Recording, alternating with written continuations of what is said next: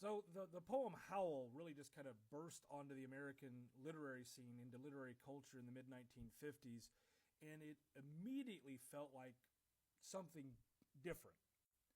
Allen Ginsberg first read this poem publicly in 1955 at the Sixth Gallery in San Francisco, and it was published as Howl and Other Poems by City Lights in 1956. And the poem was important because it didn't really sound, restrained or even polished, and it wasn't traditionally, respectable. It sounded more urgent, and it sounded like it was wounded and angry, and there was this ecstatic quality to it, and it was really just kind of public all at once. And in that sense, Howl became one of the defining texts of the Beat Generation. And the Beat Generation was this movement that was associated with rebellion, the rebellion against conformity, and then against materialism, and also the rigid social expectations of post-war America. So the poem itself, what gives the poem so much force is just like, its opening move in the chess game, because Ginsberg announces that he has seen the best minds of his generation destroyed. And from there, the poem becomes just this sweeping vision of people crushed by modern life and this mental strain and repression, addiction, poverty, and social exclusion. And this is one reason why Howl just landed so hard. Was it wasn't just experimental poetry for its own sake. It was a poem that was trying to register what American life was doing to people who could not or would not fit neatly into that life.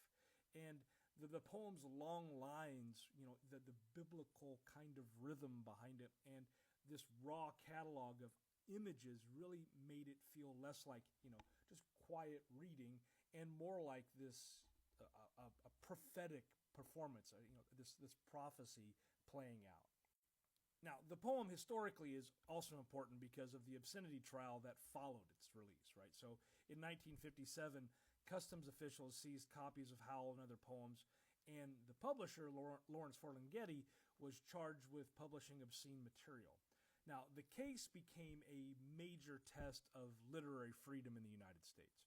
And when Judge Clayton Horn ruled that the book was not obscene and it had redeeming social importance, that decision helped to expand what could be legally published in American literature. That means Howl did not just matter as a poem.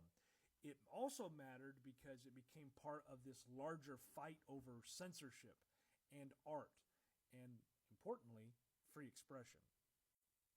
The poem Howl has this lasting power because it really still feels like a challenge. Take some time, sit down and read it. It challenged the literary establishment. It challenged social respectability.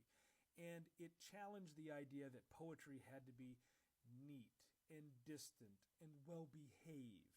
It also preserved a particular side of the 1950s in America that, official culture preferred not to see, right? There were outsiders, there were the mentally ill, there were the sexually marginalized, the poor, the frantic, and also just the disillusioned. And that's really why Howl still matters. It's not just, only a famous beat poem. It's one of the clearest examples of American literature refusing to stay polite when politeness itself really had become, part of the problem. Thanks for watching.